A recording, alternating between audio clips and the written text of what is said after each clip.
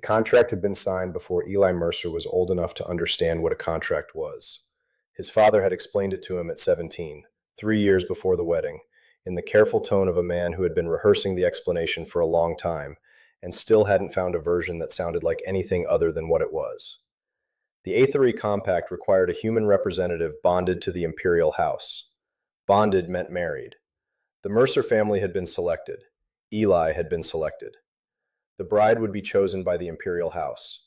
The wedding would occur on his 20th birthday. "She'll be older," his father had said, "significantly older." "How old?" Eli had asked. A pause. "The Aetheri age differently than we do. She's been assigned from the secondary imperial line. Her name is Velxira." "How old?" Eli asked again. "In human terms," his father said carefully, "approximately 400. Eli had sat with this for a long time. Then he had asked, "What does she look like?" His father had handed him a file.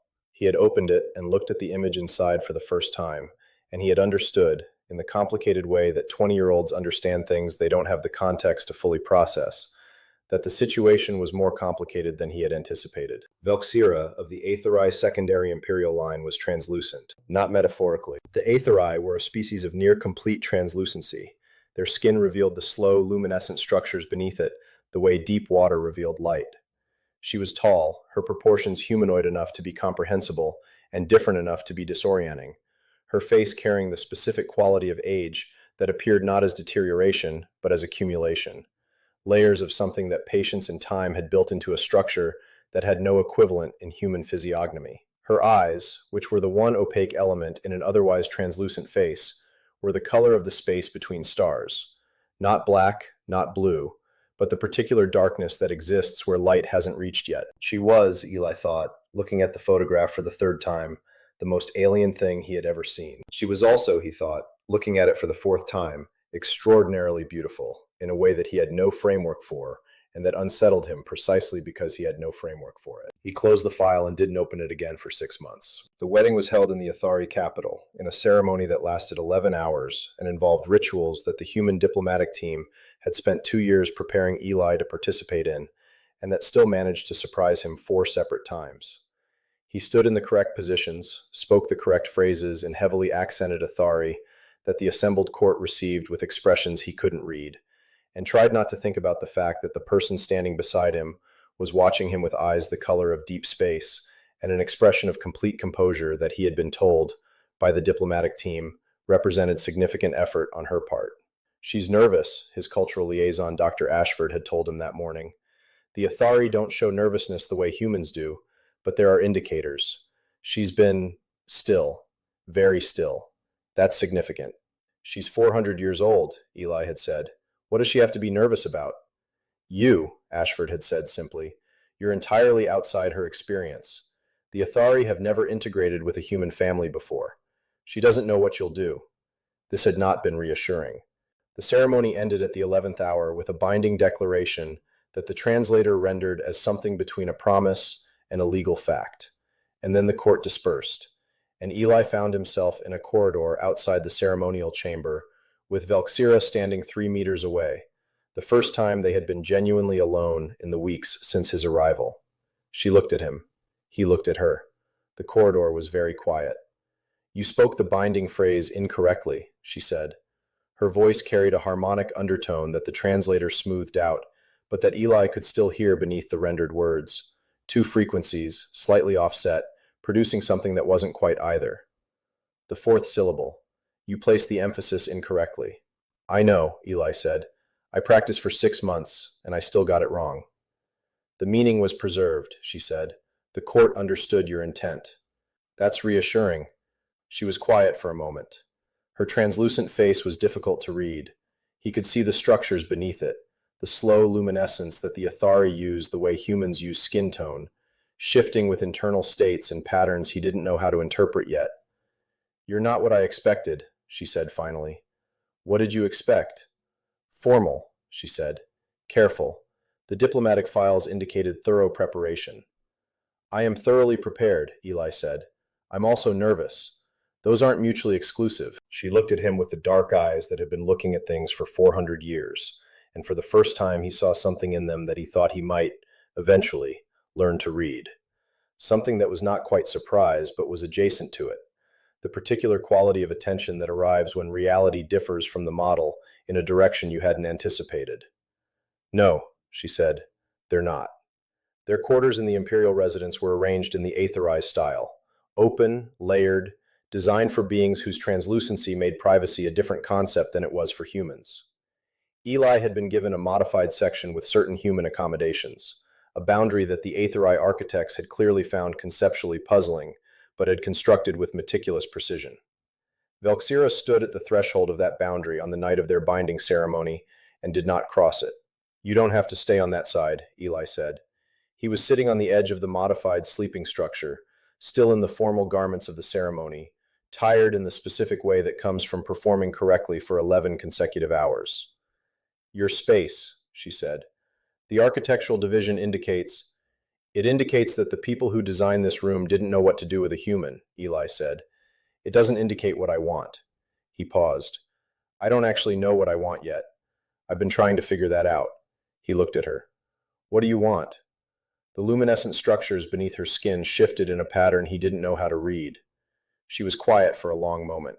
Not the quiet of someone with nothing to say, but the quiet of someone who had spent 400 years in a culture where certain questions were not asked directly, and was deciding how to answer one that had just been.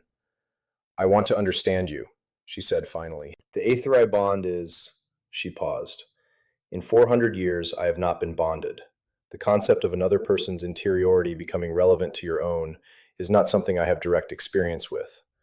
I find that I am... Another pause. Uncertain. In a way, I am not accustomed to being uncertain. That makes two of us, Eli said. She looked at him. The dark eyes, the translucent face with its shifting luminescence, 4 centuries of accumulated patience and experience, and a particular quality of stillness that he was beginning to understand was not coldness, but something closer to the opposite. Care so practiced it had become invisible. May I sit? She asked. Yes, he said. Please. She crossed the threshold and sat beside him, close enough that he could see the luminescence shifting in slow patterns beneath her skin, and the night of their binding ceremony became something neither of them had expected it to be, which was the beginning of a conversation that would last, in one form or another, for the rest of their lives. The first month was a study in misunderstanding. Not hostile misunderstanding. Nothing about Velxira suggested hostility. But the gap between 4 centuries of Aetheri culture and 20 years of human experience produced a continuous series of moments where one of them would do something that the other had no framework for, and both would sit with the confusion until one of them found a way to name it. The first significant one happened on the 4th day. Eli woke early, before the Aetheri light cycle had shifted to its morning configuration, and found Velxira standing at the window of their shared space, looking outward with the specific stillness he was beginning to recognize as her resting state. He said good morning. She turned and looked at him and said nothing for almost 30 seconds, which in human interaction carried a weight of discomfort that he was trying not to project onto her. You're doing it again, he said. Doing what? The thing where you don't answer immediately. In human conversation, silence after a direct greeting usually means something is wrong. She considered this. In Aetheri interaction, an immediate response indicates that you have not considered the person's state before answering. The pause is courtesy. I am assessing how you are before I tell you how I am. Eli absorbed this. So when you don't answer right away, you're actually paying more attention to me than if you answered immediately. Yes. I've been misreading that for 4 days. Yes, she said again. And then, after the characteristic pause, Good morning, Eli. You slept restlessly. The 3rd hour was difficult. He had been trying to hide that. He hadn't been sleeping well. The new environment, the adjustment, the weight of everything he had stepped into. He had been doing his best to appear functional. You could see that? He asked. The luminescence responds to proximity, she said. When you are distressed, something in mine shifts. I have been monitoring it. He didn't know what to say to this. He sat with it for a moment, the fact that her body had been registering his emotional state through some mechanism he didn't understand, that she had been watching that readout for 4 days, that she had not mentioned it until now because she had been waiting for the right moment. Is that normal? He asked. For Aetheri bonded pairs? I am told it is, she said. I have no prior experience to confirm it. The luminescence shifted, a slow deepening that moved through her from the center outward, and he didn't know what it meant yet, but something in him responded to it anyway, some pre-verbal recognition that it wasn't nothing. I find it notable, she said, that another person's state is legible to me in this way. I have lived 4 centuries with my own interiority as the primary landscape. This is different. Different good or different bad? The pause was shorter this time. Different interesting, she said, which is the category I find most worth paying attention to. The Aetheri court watched them the way courts watch things they don't understand, with careful attention disguised as casual interest.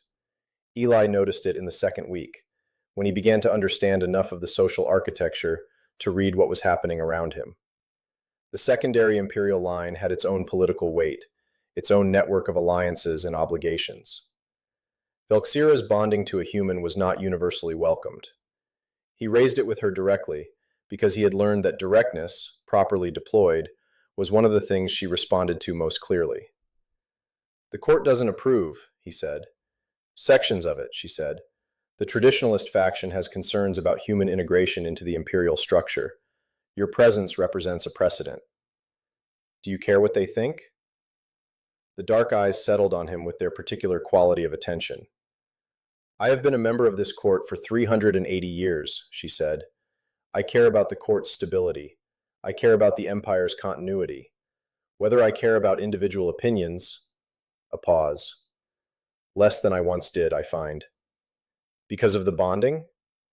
Because of you, she said simply. You have a quality that I have encountered rarely in 4 centuries. You ask questions that assume the answer matters. Most people ask questions that assume the answer confirms what they already believe. Eli thought about this. Is that a human thing? I don't have sufficient human data to generalize, she said. And then, after the pause, it may be a you thing. The luminescence, he learned gradually, was a complete emotional language. The Aetheri didn't discuss it directly. It was considered intimate information, the kind that bonded pairs shared and others did not. But Velxira began, in the 3rd week, to translate it for him. Small corrections at first. That shift means I find something amusing, but am choosing not to express it verbally. The deepening at the edges. That is what I feel when something has confirmed a belief I held tentatively. What does it mean right now? He asked one evening. She looked down at her own hands, where the luminescence was doing something slow and complex that she had not yet given him a word for. There is not a precise translation, she said. The closest human equivalent might be cautious hope, the kind that has learned to be careful because it has been disappointed before, but that persists anyway because the alternative is less interesting. 400 years of cautious hope, Eli said quietly. 400 years of patience, she said, which is related but not the same. Patience is what you do while you're waiting.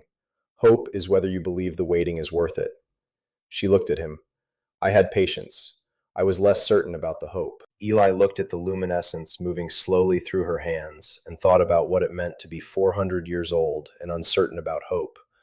To have outlived certainty and still be here, still watching the light shift in response to someone else's presence, still finding the question more interesting than the absence of it. And now? He asked. The luminescence deepened, the slow movement from the center outward that he had first seen on the 4th morning and had been learning to read ever since. Now, she said, I am revising my position. He didn't say anything. He didn't need to. The space between them, which had been 3 meters in a corridor 4 weeks ago, was considerably smaller now, and the silence they sat in was the comfortable kind, the kind that didn't require filling, that meant something on its own. Outside the window of their shared space, the Aetheri capital moved through its night cycle, and the court continued its careful watching, and neither of them was thinking about the court. The crisis came in the 6th week, as crises tend to, not announced, not scheduled, arriving at the moment when things had just begun to feel like something that might last. Eli was in the Imperial Library when Counselor Dravath found him. Dravath was the head of the Traditionalist faction, an Aetheri of 600 years whose translucency had deepened with age into something almost crystalline. You could see further into him than into younger Aetheri, which he seemed to regard as a dignity rather than a vulnerability. He stood in the doorway of the library with the posture of someone who had rehearsed what he was about to say and was committed to saying it regardless of how it landed. You are aware, Dravath said, that the secondary imperial line carries succession weight. I've been briefed, Eli said. He set down the text he had been reading, an Aetherai historical account of the First Contact period, which Velxira had recommended, and which was substantially more honest about that period than the human diplomatic files had been. Velxira's bonding to you creates a structural irregularity, Dravath continued. The succession protocols do not account for a human element in the imperial bloodline. There are those on the council who believe this irregularity should be addressed. Eli looked at him. Addressed how? The bonding was contracted under diplomatic necessity, Dravath said. There are legal frameworks within the compact that would allow a dissolution on grounds of imperial stability. The human diplomatic mission would be compensated. You would return to your family with full honors. He paused. It would be clean, politically uncomplicated. Eli was quiet for a moment. He thought about the fourth morning and the 30-second pause that he had been misreading as coldness. He thought about luminescence translating as cautious hope. He thought about a 400-year-old woman sitting beside him at the threshold of a room she hadn't been sure she was allowed to enter, asking permission because the concept of another person's interior life mattering to her own was new enough that she didn't know the rules yet. No, he said. Dravath's crystalline translucency shifted in a pattern Eli had learned meant surprise. You should consider. I have considered it, Eli said. The answer is no. He picked up the historical text again. If the council wants to discuss the succession protocols, they should discuss them with Velxira. She's been navigating this court for 380 years. She knows the frameworks better than anyone. He paused. And she should probably know that this conversation happened. Dravath left. Eli sat with the text open in his lap and did not read it. He told Velxira that evening. Directly, completely, without softening the framing, because he had learned that she received directness as respect and softening as condescension. She listened without interrupting. The luminescence was doing something complex that moved through several patterns he knew and one he didn't. When he finished, she was quiet for a longer pause than usual. Not the assessment pause, something different, slower.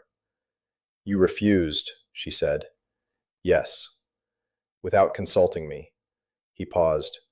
Was that wrong? No, she said. It was.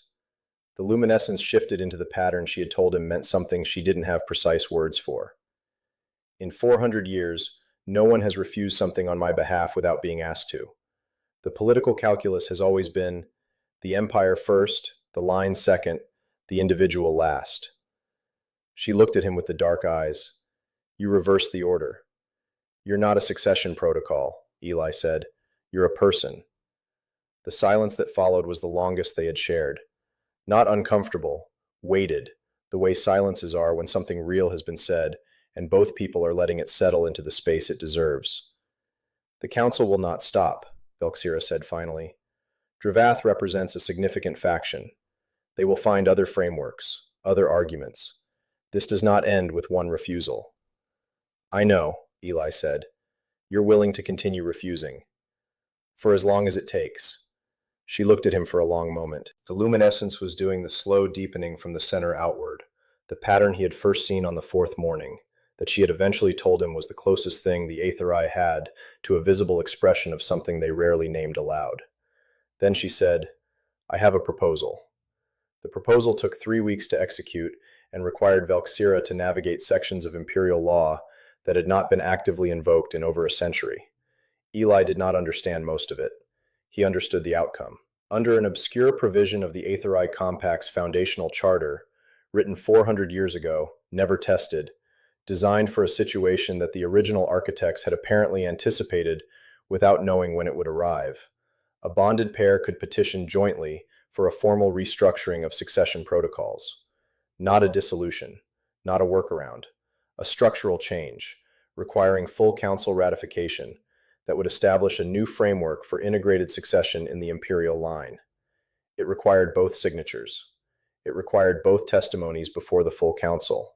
It required Eli to stand in the most formal chamber in the Aetherai Empire and speak to 600 years of accumulated tradition about why the framework needed to change.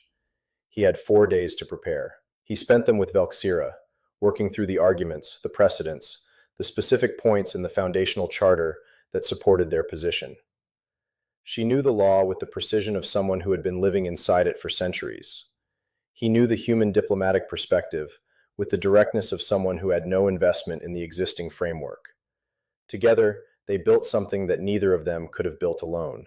The council session lasted 9 hours. Drevith's faction presented their position first.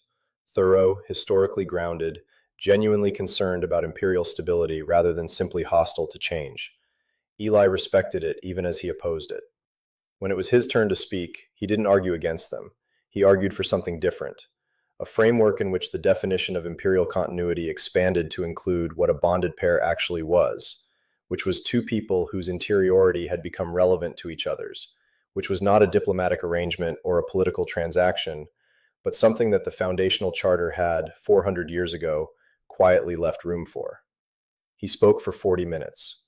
He was not, by his own assessment, eloquent, but he was direct, and Velxira had told him that in Aetherai culture, directness before the full council was its own form of eloquence, rarer than rhetorical sophistication and more trusted. The vote was not unanimous. 4 members of Dravath's faction held their position. The remaining 11 ratified the restructured protocol.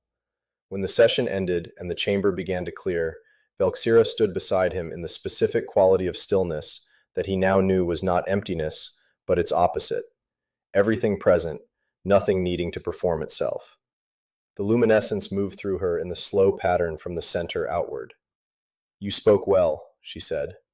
"I spoke honestly," Eli said. "You told me those were the same thing here."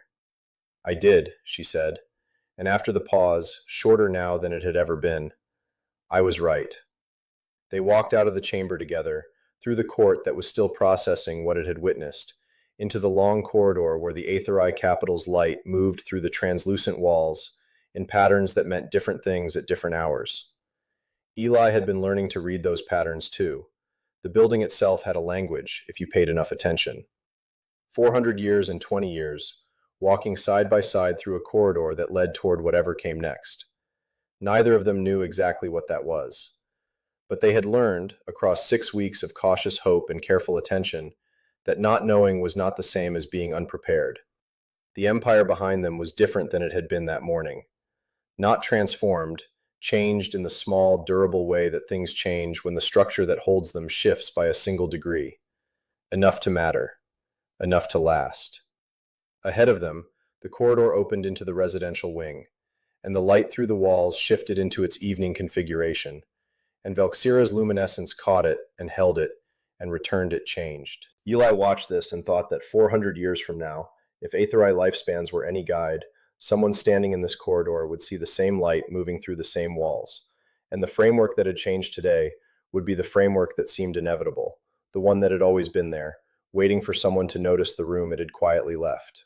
"What are you thinking?" Velxira asked. "That this was always possible," Eli said. "It just needed someone to make it real." She looked at him with the dark eyes that had been looking at things for 4 centuries and would be looking at things for centuries more. "Yes," she said, "that is often how it works." And they walked on, into the evening, into the rest of it.